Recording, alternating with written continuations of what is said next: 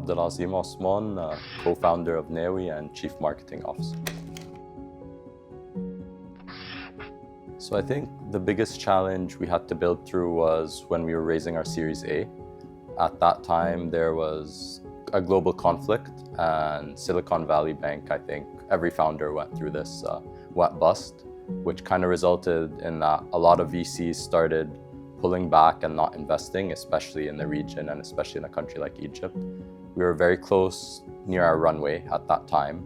So we went through this moment of, oh, what are we supposed to do now?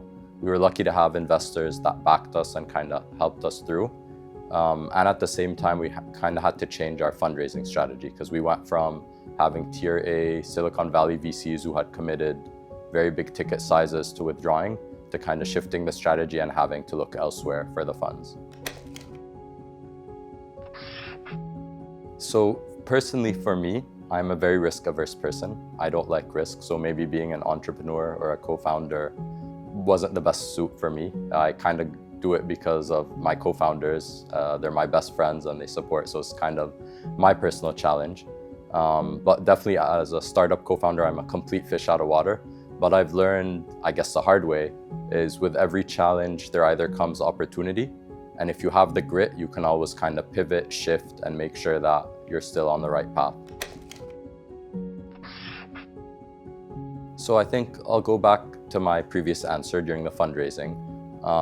We kind of saw our whole fundraising blown away.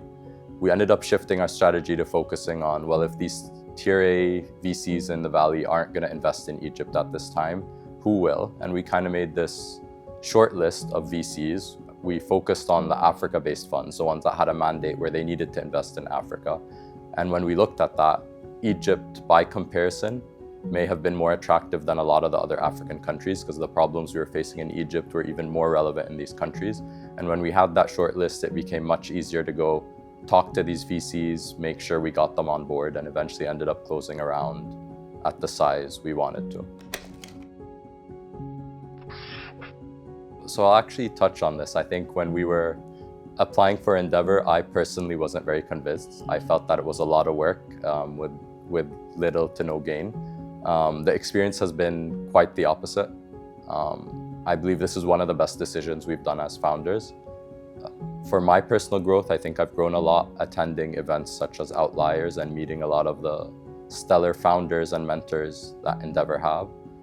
At the same time, I've learned that when you talk to other founders, a lot of them are going through the exact same challenges that you've went through, maybe now or at different times.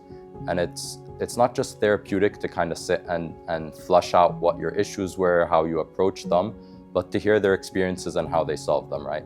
A lot of the times as an entrepreneur, you feel alone. You feel that you don't have support. Everyone you're talking to has a vested interest one way or another in the company, and no one's really looking out for your best interest. But when you're talking to another founder who's went through the same issues, same challenges, they can kind of give you the unbiased advice of what worked for them, what didn't work for them, and what you should be looking out for.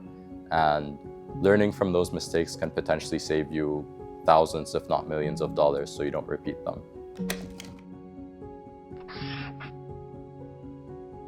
I think there are two things I'd like to mention here. One is the emotional toll it takes on the founder. You have to juggle growing the company, making sure you're hitting your targets, growing the business, scaling, hiring the right people. But at the same time, you have to have, I guess, and this is overused a lot, work-life balance.